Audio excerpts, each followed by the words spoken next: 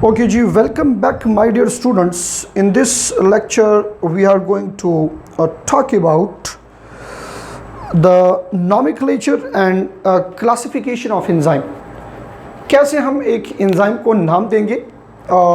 Old system एक है, old system of classification, वो क्या है, उसके मुताबिक एंजाइम को कैसे नाम देंगे, और न्यू सिस्टम के मुताबिक फिर इसकी क्लासिफिकेशन ये हमारे पास कैसे होगी। बिल्कुल गौर से मेरी तरफ देखते जाएं। अगर आप ओल्ड सिस्टम देखें तो उसमें आपने नेम कैसे देना है, आपने अगर गौर से देखिए ज़रा, ओल्डेस्ट सिस्टम के मुताबिक एंजाइम का जो नॉमेनक्लेचर है, ये नेम ऑफ एन एंजाइम ये असल में है बिकॉज ऑफ इट्स ओरिजिन। ज़्यादातर ये ओरिजिन की वजह से है, ठीक है।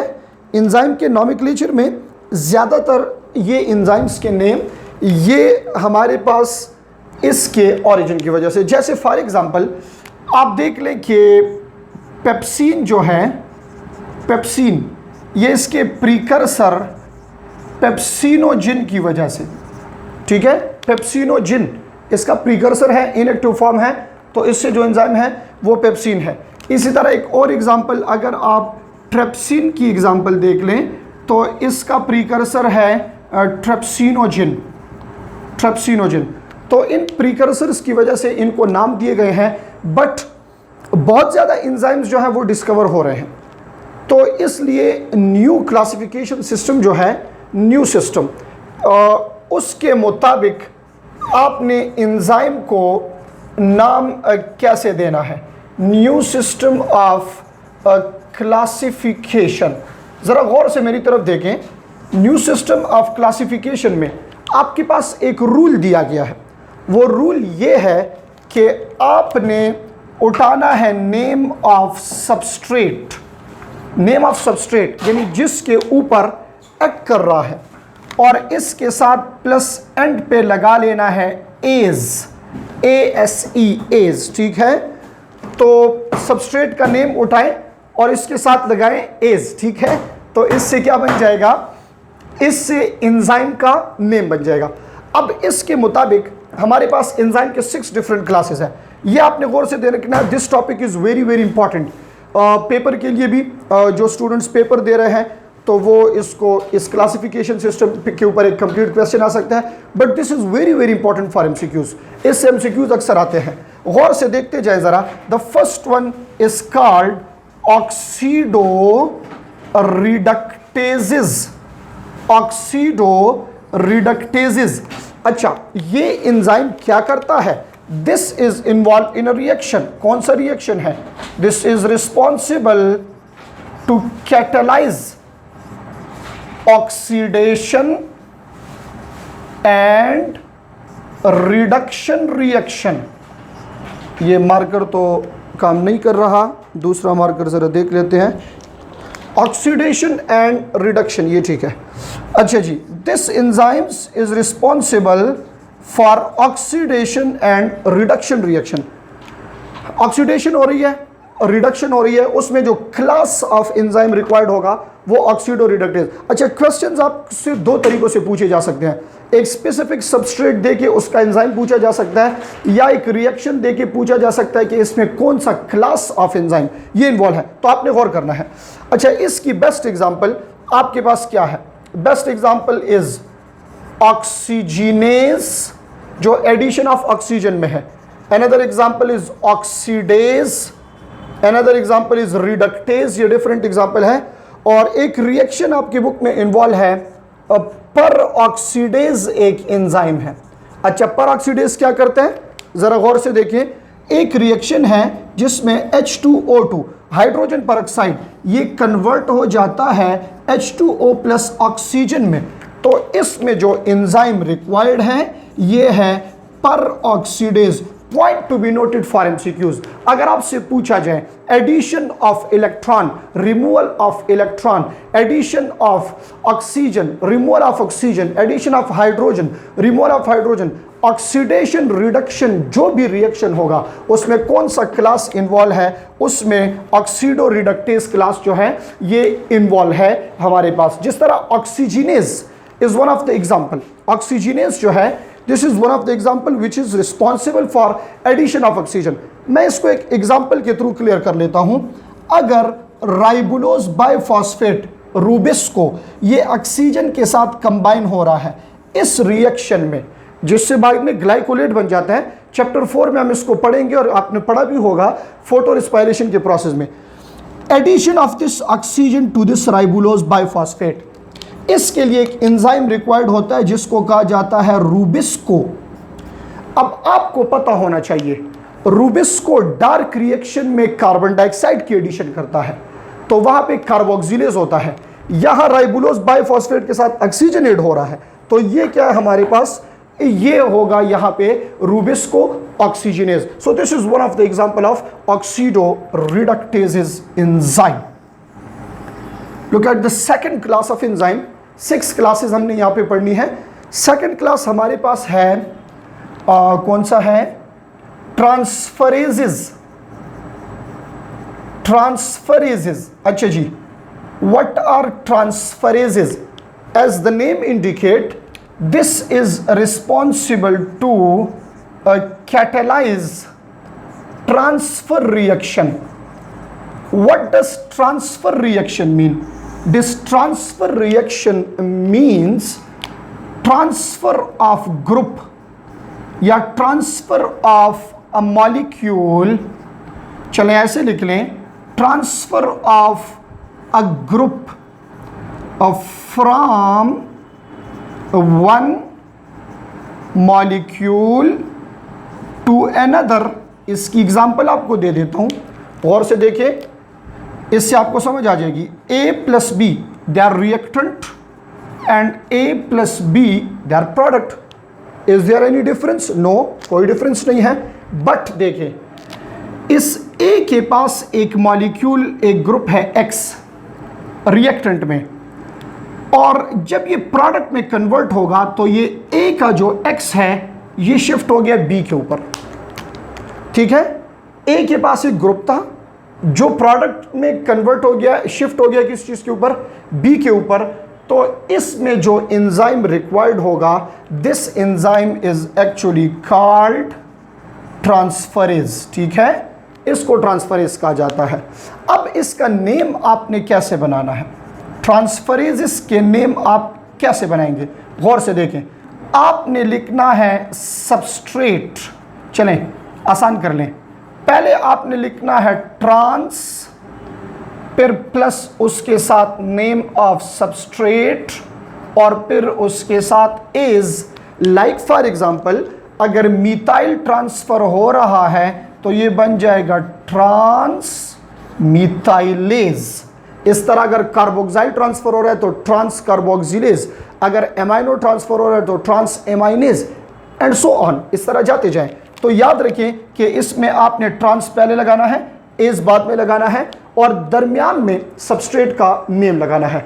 This class of enzyme is called transferases enzyme. Number 3, एक और क्लास है हमारे पास जिसको कहा जाता है हाइड्रोलेज। हाइड्रोलेज, गौर से देखें, this is very important, MCQs आ जाते हैं अक्सर। हाइड्रोलेसिस क्या करता है? This is responsible to catalyse hydrolysis. बहुत इंपॉर्टेंट बात करने जा रहा हूं। अगर आप लिख लें कि this is responsible to catalyse breakdown, तो ये गलत है। चैप्टर 2 में मैं बता चुका हूं कि there is a difference between breakdown reaction and hydrolysis reaction. ठीक है, दोनों में डिफरेंस क्या है, गौर से देखिए।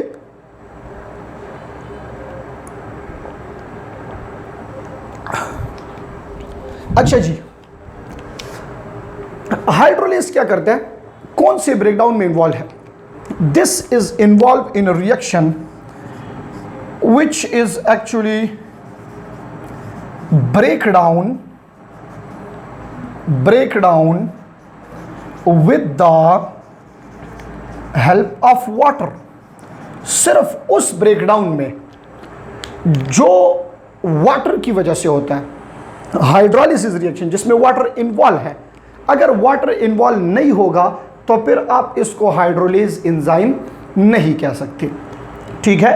तो इसमें वाटर इन्वॉल्व होगा। लाइक फॉर एग्जांपल, अगर आप पेप्टाइड बॉन्ड की ब्रेकडाउन कर रहे हैं with the help of water तो ये बन जाएगा पेप्टाइडेज, ठीक है।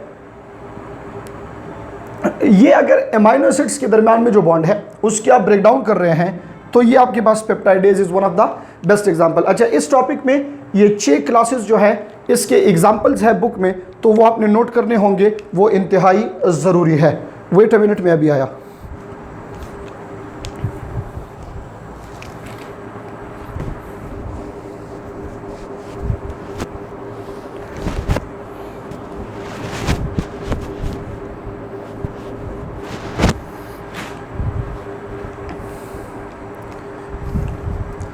अच्छा जी, तो क्या कह रहा था मैं, हाइड्रोलेज जो है इसमें वाटर का इन्वॉल्व होना इंतहाई ज़रूरी है।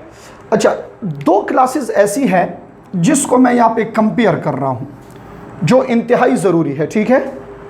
एक हमारे पास है लाइजेज और दूसरा हमारे पास है लाइगेज। इन दोनों को आपने ज़रा कंपेयर करके पढ़ना है, ये इंतहाई ज़रूरी है। लाइज जो है, लाइज ये इसलिए क्योंकि फिर इन दोनों में आपको डिफरेंस समझ नहीं आएगी। लाइज 2 एक्टिविटी कर सकता है। Lyase is involve in synthesis as well as, या आप सिंथेसिस की जगह यहां एडिशन लिख लें। Lyase is involve in addition as well as removal. एक ग्रुप ऐड हो रहा है या रिमूव हो रहा है, उसमें कौन इन्वॉल्व है? उसमें लाइज इन्वॉल्व है। कैसे? अब जब आप इस एडिशन वाले का नाम लिखेंगे तो आपने सबस्ट्रेट का नाम लिख के इसके साथ प्लस आखिर में लिख लेना है सिंथेसिस। और जब आप रिमूवल वाले का नाम लिखेंगे तो पहले डी लिखे और फिर इसके साथ सबस्ट्रेट लिखे। ये अब आपको कंफ्यूजन क्लियर हो जाएगी।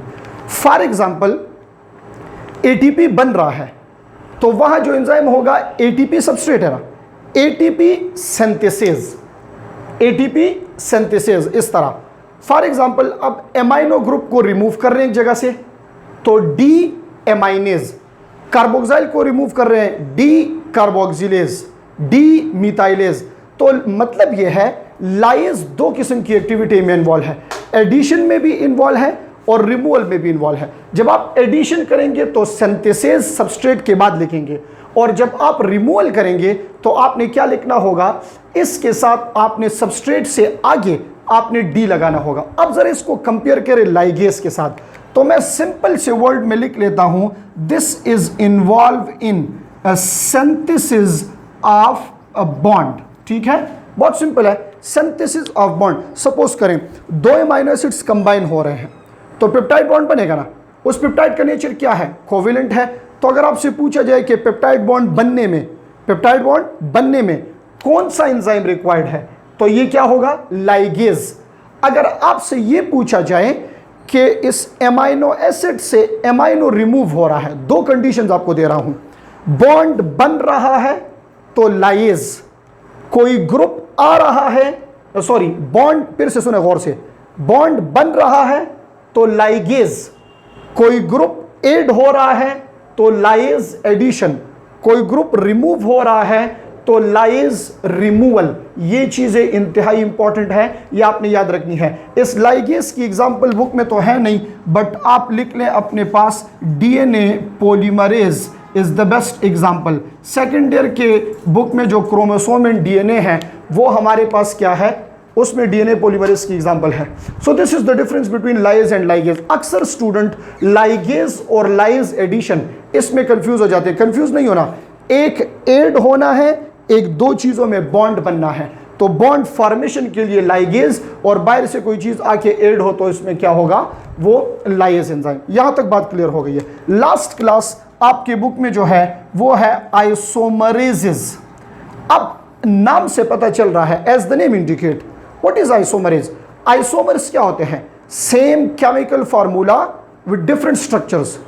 दो चीज़ें हैं जिसका केमिकल फार्मूला सेम है बट इनके स्ट्रक्चर्स क्या है, डिफरेंट। तो ये आइसोमर, तो इसको मैं आसान कर देता हूं, हम लिख लेते हैं change in structure of the same chemical formula, change in structures of the same chemical formula. Chemical formula एक ही है और उसका स्ट्रक्चर चेंज हो रहा है। फॉर एग्जांपल कैसे, मेरे पास सपोज करें ग्लूकोज है, इसको मैं कन्वर्ट कर रहा हूं फ्रक्टोज में, तो केमिकल फार्मूला तो चेंज है, ग्लूकोज प्लस फ्रक्टोज ये तो चेंज है, केमिकल फार्मूला सॉरी सेम है, glucose and fructose C6H12O6, but दोनों का स्ट्रक्चर क्या है, डिफरेंट है। फंक्शनल ग्रुप आइसोमर्स है, तो they are isomers of each other. The best example in your course is mutase and isomerase. कोशिश करें कि ये जितने भी 6 क्लासेस हमने पढ़े हैं, आप इसके जो एग्जांपल्स हैं वो बुक से रीड कर लें, बुक से उसको याद कर लें, ताकि MCQs में अगर आए तो एग्जांपल्स आपको याद हो। तो इन 6 क्लासेस में आपने क्या क्या याद रखना है, this is involve in oxidation reduction, this is involve in transfer of group. Try to understand the difference, इसमें और इसमें क्या फर्क है, ट्रांसफरेज और आइसोमरेज में मेन डिफरेंस क्या है। ट्रांसफरेज में उस ग्रुप के ट्रांसफर होने से केमिकल फार्मूला चेंज हो जाएगा, और आइसोमरेज में किसी चीज के ट्रांसफर होने से केमिकल फार्मूला चेंज नहीं होगा। अगर आपसे क्वेश्चन पूछा जाए और आप ट्रांसफरेज और आइसोमरेज में कंफ्यूज है, तो गौर से मेरी बात सुने। ट्रांसफरेज में आप सिर्फ इतना देखें कि क्या यहां पे केमिकल फार्मूला चेंज हो रहा है, अगर चेंज हुआ तो ट्रांसफरेज, और अगर चेंज ना हुआ तो फिर क्या होगा, isomerase. This is all about the nomenclature and 6 different classes of enzyme, और इसको आपने याद करना है। मेरी एक एक बात सुन ले इन सब के बारे में। Oxidoreductase involve in oxidation reduction, this is involve in transfer of group from one molecule to another, this is involve in breakdown with the help of water, this can be involve in addition as well as removal. दोनों में confuse नहीं होना। Synthesis of bond के लिए ligase, और यहाँ पे addition of substance, addition of group के लिए लाइज एडिशन, रिमूवल के लिए जो रिमूवल ऑफ ग्रुप है उसके लिए भी लाइज रिमूवल, और आइसोमरेज जो है ये क्या होता है, change in structure of the same chemical formula. Question आपसे करने जा रहा हूं, मेरे पास एक स्ट्रक्चर है और वो स्ट्रक्चर है ग्लूकोज का, ठीक है, या ऐसे कर लें, चलें इधर एक क्वेश्चन लिख लेता हूं। एक मॉलिक्यूल है जिसमें कार्बन 1 पे डबल बॉन्डेड ऑक्सीजन है और फिर ये बाकी चेन है, इसको मैं कन्वर्ट कर रहा हूं, इस डबल बॉन्डेड ऑक्सीजन को कार्बन 1 से ट्रांसफर कर रहा हूं कार्बन 2 के ऊपर, ठीक है। बाकी फार्मूला है बट सिर्फ मैं क्या कर रहा हूं, कार्बन 1 से डबल बॉन्डेड ऑक्सीजन शिफ्ट कर दिया कार्बन 2 पे, और कुछ नहीं हुआ। मुझे आप ये बताएं, इस चीज का आंसर दें कि इसमें कौन सा एंजाइम इन्वॉल्व होगा, ट्रांसफरेज या आइसोमरेज।